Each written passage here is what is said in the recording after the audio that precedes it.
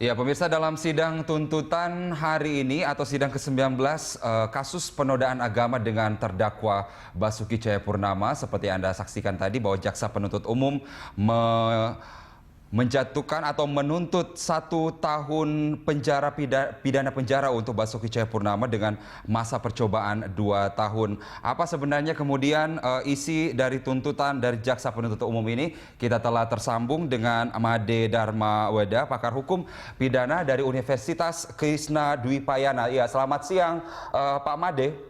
Selamat siang, Mas. Iya, dengan Carlos Michael di studio, Pak Made, kita ingin tahu kemudian menafsirkan 1 tahun dengan masa percobaan 2 tahun, apa maksudnya ini, Pak?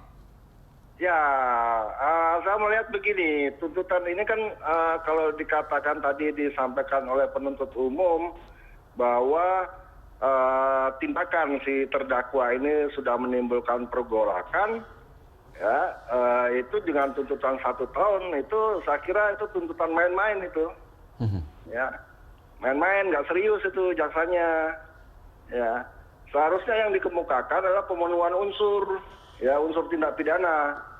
Jadi apakah si terdakwa itu memenuhi unsur-unsur yang didakwakan, kan gitu. Ya. Iya. Ya. Dan unsur-unsur yang dipidanakan sebagaimana yang dimaksud dalam pasal 156 itu terpenuhi ya, Pak? Kalau menurut saya nggak terpenuhi, ya itu kan dia katanya kan gitu kan, ya saya kira persidangan sebelumnya ahli-ahli sudah menyampaikan ya. Jadi kalau menurut saya tidak ada unsur kesalahan, tidak ada unsur kesengajaan dari perbuatan Ahok di dalam kasus ini gitu. Baik, Pak Made, kemudian dari 1 tahun dengan masa percobaan 2 tahun, bagaimana kita menafsirkan apa yang dimaksud dengan 2 tahun masa percobaan ini? Ya, percobaan 2 tahun kalau melakukan tindak pidana dia masuk, kan gitu. Ya, tapi artinya nggak perlu ditahan lagi, kan gitu kan. Jadi tetap aja Ahok itu tidak ada tidak masuk penjara, tidak apa, tapi dinyatakan salah oleh pengadilan kalau vonisnya nanti diikuti oleh majelis hakim. Saya berdoa mudah-mudahan majelis hakim lebih berani di dalam memutus perkara ini, ya. Jadi kalau misalnya tidak ada unsur pidana ya bebas gitu aja. Baik, prediksi Anda Pak Made, minggu depan akan ada pembacaan pledoi, nanti kemudian ada replik dan duplik juga, nanti kemudian akhirnya putusan, nanti vonisnya akan seperti apa kira-kira? Akan bebas atau memang akan divonis bersalah dengan tuntutan yang sudah disampaikan oleh JPU hari ini? Ya, kalau saya secara akademik saja ya, tapi tidak ada maksud saya untuk mempengaruhi hakim di dalam memutus perkara nanti gitu. Tapi secara akademik, kalau dilihat dari persidangan, saya kira harus bebas Ahok itu. Ya. Oke, baik. Kita lihat tadi bahwa dalam pembacaan tuntutan disampaikan perbuatan terdakwa ini memunculkan pergolakan dalam masyarakat, tetapi ada beberapa penilaian seperti misalnya bersikap sopan selama proses hukum, kemudian dinilai sedikit demi sedikit mengubah perilakunya, dan kemudian ada tugas yang tidak bisa kemudian dilewatkan adalah tugasnya sebagai Gubernur DKI Jakarta membangun Jakarta. Seperti apa ini kemudian bisa menjadi pertimbangan dari majelis hakim nantinya? Ya, itu kalau pertimbangan seperti itu kan jadi dikotomi ya.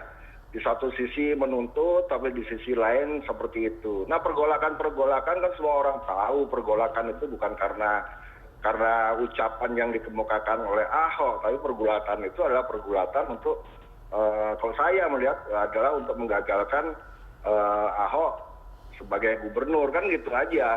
Gitu. Dan sekarang nggak ada pergolakan itu, di mana pergolakan itu gitu. Pergolakannya kemudian telah hilang begitu ya, Pak? Iya, otomatis setelah ada pihak yang menang selesai sudah. Jadi gimana caranya menghalangi Ahok, itu aja sebetulnya inti dari persoalan hukum ini gitu loh. Jadi kita dipertontonkan pada masalah-masalah hukum yang tidak benar menurut saya. Iya, apakah kemudian Anda melihat kalau dalam tuntutan hari ini oleh JPU 1 tahun dengan masa percobaan 2 tahun, mungkinkah Pak Made bahwa vonis majelis hakim justru akan lebih? Seharusnya tidak boleh. seharusnya tidak boleh ya, tidak boleh lebih dari itu. Ya kalau di dalam persidangan juga kalau saya lihat selama ini tidak ada hal-hal yang membuat Ahok harus divonis, apalagi divonis berat ya, gitu. Oke, kalau kita lihat mereview kembali sidang-sidang sebelumnya, ada 18 sidang dengan segala saksi yang dihadirkan, bahwa saksi-saksi yang meringankan misalnya mengatakan bahwa tidak ada unsur penodaan agama karena niatnya tidak seperti itu. Apa kemudian dengan hasil hari ini Anda lihat bahwa apa yang dikatakan atau disampaikan oleh saksi-saksi dalam persidangan sebelumnya memang sudah diakomodir oleh jaksa penuntut umum, kemudian akhirnya tuntutan hari ini adalah 1 tahun penjara?